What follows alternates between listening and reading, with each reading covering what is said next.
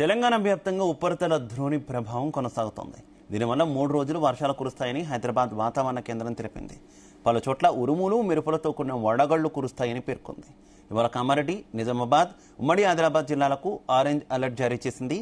అలాగే ఉమ్మడి కరీంనగర్, హైదరాబాద్, మహబూబ్ నగర్, మెదక్ జిల్లాలకు ఎల్లో అలర్ట్ జారీ చేసింది.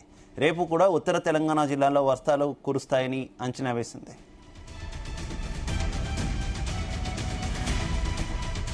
ఇదే విషయానికి సంబంధించి మరింత సమాచారం మా కరెస్పాండెంట్ రాజు పటేల్ అందిస్తారు. రాజు పటేల్. Good morning Shiva.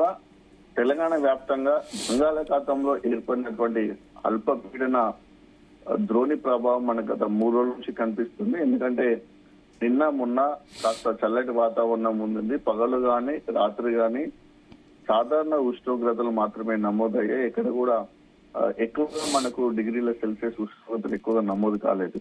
ఒక చల్లటి వాతావరణం అయితే మనకు గత 2 రోజుల నుంచి తెలంగాణ వ్యాప్తంగా కనిపిస్తుంది. ఎందుకంటే బంగాళాఖాతంలో ఏర్పడినటువంటి ఈ అల్పపీడన ద్రోణి కాస్త అటు ఆంధ్రప్రదేశ్ దక్షిణ కోస్తా నుంచి ఇటు తూర్పు తమిళనాడు మీదుగా మనకు తెలంగాణ వైపు అది వస్తుంది. కాబట్టి దాని ప్రభావం మనకు తెలంగాణ వ్యాప్తంగా కూడా కనిపిస్తుంది. కాకపోతే కొన్ని జిల్లాల్లో ఎక్కువగా దీని ప్రభావం ఉంది, మరికొన్ని జిల్లాల్లో తక్కువగా ఉందని చెప్పవచ్చు. ఈ ప్రభావంతో మనకు హైదరాబాద్ వాతావరణ కేంద్రం కూడా తెలిపినటువంటి సమాచారం ప్రకారము పలు చోట్ల ఉరుములు మెరుపులతో కూడిన వడగళ్ల వాన కూడా కురిసే అవకాశం ఉంది. ఈ రోజు కనుక మనం ఒకసారి చూసుకుంటే అటు మన కామారెడ్డి, నిజామాబాద్, ఆదిలాబాద్, నిర్మల్, మంచిర్యాల, కొమరంభీం, ఆసిఫాబాద్ ఈ జిల్లాలన్నిటి కూడా హైదరాబాద్ వాతావరణ కేంద్రం ఆరెంజ్ అలర్ట్ జారీ చేసింది. ఇక హైదరాబాద్ సిటీతో పాటు హైదరాబాద్ చుట్టుపక్కల ఉన్నటువంటి జిల్లాలు అంటే మనకు కరీంనగర్, పెద్దపల్లి, జగిత్యాల, సిరిసిల్ల, మహబూబ్ నగర్, మెదక్, సిద్దిపేట ఈ జిల్లాలకు కూడా మనకు ఎల్లో అలర్ట్ హైదరాబాద్ వాతావరణ కేంద్రం జారీ చేసింది. రేపు కూడా ఉత్తర తెలంగాణలో అంటే ఉత్తర తెలంగాణ అంటే మెయిన్ గా ఇటు ఉమ్మడి నిజామాబాద్, ఆదిలాబాద్ ఈ కరీంనగర్ జిల్లాలు వస్తాయి. కాబట్టి ఈ జిల్లాలో కూడా మోస్తారు వర్షాలు కురిసే అవకాశం ఉందని కూడా వాతావరణ శాఖ తెలిపిన వివరాలు ఆ విధంగా ఉన్నాయి. అయితే ఒకసారి మనకు ఉష్ణోగ్రత ప్రభావం చూసుకున్నా, వేడి చూసుకున్నా సరే అంటే గత 1 వీక్ వరకు వేరే డిఫరెంట్ ఉంది. గత 2 రోజుల నుంచి అంటే ఏప్రిల్ 1వ తారీఖు నుంచి వాతావరణంలో మార్పులు సంభవించాయి. ఈ రోజు నుంచి అల్పపీడన ప్రభావం ఎక్కువగా ఉండే అవకాశం ఉండడంతో ఈ రోజు కూడా వెదర్ లో మనకు మార్పులు కనిపిస్తున్నాయి.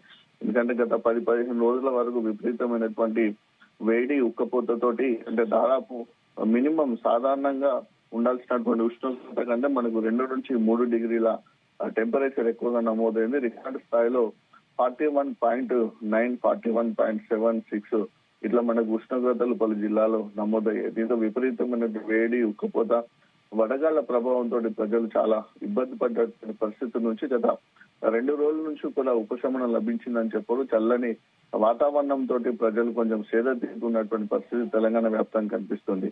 అంటే సడన్ గా మనకు డిఫరెంట్ చేంజెస్ మనకు వెదర్ లో కనిపిస్తున్నాయి. ఒక 2 రోజులు ఎండ ఉంటే ఒక 2 రోజులు చల్లగా ఉంటుంది, ఒక 2-3 రోజులు మనకు విపరీతమైనటువంటి వేడి ఉంటుంది. పగలు ఉన్నటువంటి ఉష్ణోగ్రత కంటే రాత్రి కూడా టెంపరేచర్ ఎక్కువగా ఉంటుంది. నైట్ టైం ఉక్కపోత ఎక్కువగా ఉంటుంది. ఉక్కపోత ప్రభావంలో కూడా ప్రజలు ఇళ్లలోనే ఉండలేని పరిస్థితి చాలా చోట్ల కూడా కనిపిస్తుంది. ముఖ్యంగా టౌన్లలో మనకు అపార్ట్మెంట్ లో ఉన్నారు అదండి బిల్డింగ్లలో 5th ఫ్లోర్, 4th ఫ్లోర్ ఆ ఫ్లోర్లలో హైట్ ఫ్లోర్ లో ఉన్న వాళ్ళు కానీ అపార్ట్మెంట్ ఉన్న ప్రజలు కూడా విపరీతమైన వేడి ఉక్కపోతతోటి ఇబ్బందులు పడుతున్నారు. సో పట్టణము గ్రామం అనేటువంటి తేడా లేకుండా కూడా సూర్యుడు తన ప్రతాపాన్ని గత కొద్ది రోజులుగా చూపిస్తున్నాడు.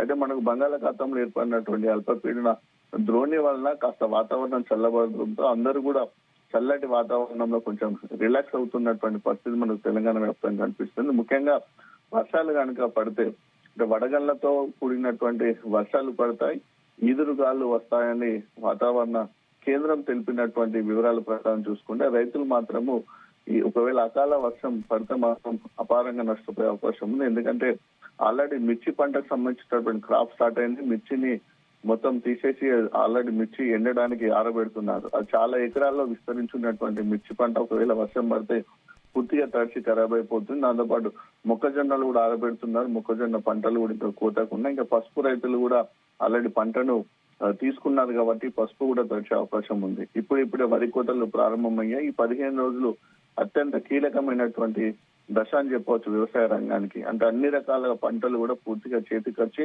కొనుగోలు జరిగినటువంటి సందర్భంలో ఒకవేళ వర్షాలు పడితే మాత్రం రైతులు తీవ్రంగా నష్టపోయే అవకాశం ఉంది. దీంతో వాళ్ళు ఆవేదన చెందిన పరిస్థితి కనిపిస్తుంది. ఆల్రెడీ ఈ సీజన్ లో మామిడి క్రాప్ చాలా తక్కువగా ఉంది. గత 10 రోజులకు క్రితం కురిసినటువంటి వర్షం వల్ల కానీ ఈదురుగాల కానీ ఎంతో కొంత కాసినటువంటి మామిడికాయ కూడా చాలా చోట్ల కూడా తెగిపోవడంతో మామిడి రైతులకు కూడా కొంచెం నష్టం వాటిల్లింది. కాబట్టి వాతావరణంలో సంభవిస్తున్నటువంటి మార్పుల వల్ల రైతాంగం మాత్రం ఆందోళనకు గురవుతుంది.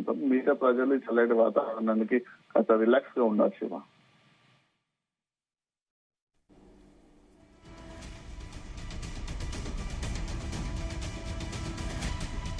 Right, okay, thank you Raju Patel.